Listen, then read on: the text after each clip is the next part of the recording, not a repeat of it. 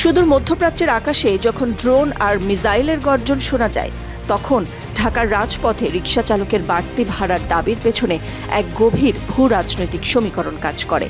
গত ২৮ ফেব্রুয়ারি ইরানে মার্কিন ইসরায়েলি হামলার পর থেকে যে অস্থিরতার শুরু, তার রেশ এখন সরাসরি আছড়ে পড়ছে আমাদের পকেটে।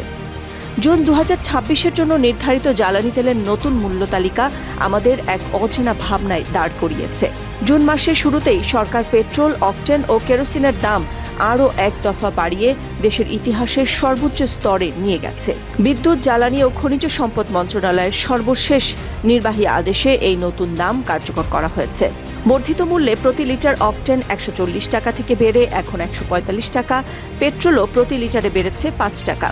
প্রতি লিটারে কেরোসিন ১৩০ থেকে বেড়ে এখন ১৩৫ টাকা। এই মূল্যবৃদ্ধি কেবল সংখ্যার পরিবর্তন নয়, এটি ব্যক্তিগত যাতায়াত এবং নিম্ন আয়ের মানুষের জীবনযাত্রায় এক প্রচণ্ড চাপ তৈরি করবে। বিশেষ করে কেরোসিনের দাম বাড়ার প্রভাব সরাসরি গ্রামীণ জনপদ ও রান্নার জ্বালানির উপর পড়বে। এপ্রিল মাসে তেলের সরবরাহ নিয়ে যে আতঙ্ক তৈরি হয়েছিল, তার ফলে ফিলিং স্টেশনগুলোতে দীর্ঘ লাইন আমরা দেখেছি।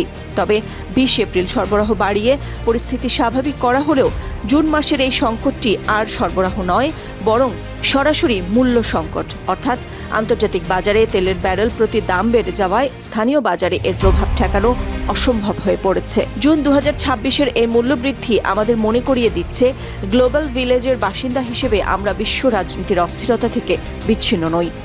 সরকার ডিজেলের দাম স্থির রেখে সাময়িক স্বস্তি দেওয়ার চেষ্টা করলেও পেট্রোল ও অকটেনের বর্ধিত মূল্য সামগ্রিক অর্থনীতিতে মুদ্রাস্ফীতির চাপ তৈরি করবেই। এখন প্রশ্ন, এই স্বয়ংক্রিয় পদ্ধতি কি কেবল বিশ্ববাজারের অস্থিরতাকে সরাসরি জনগণের কাঁধে চাপিয়ে দেওয়ার একটি হাতিয়ার? রাষ্ট্র কি কেবল নিয়ন্ত্রকের ভূমিকা পালন করবে, নাকি অস্থির বিশ্ববাজারে সাধারণ নাগরিকের জন্য কোনো শক্তিশালী সুরক্ষা বলয় বা বাফার তৈরি করতে সক্ষম হবে?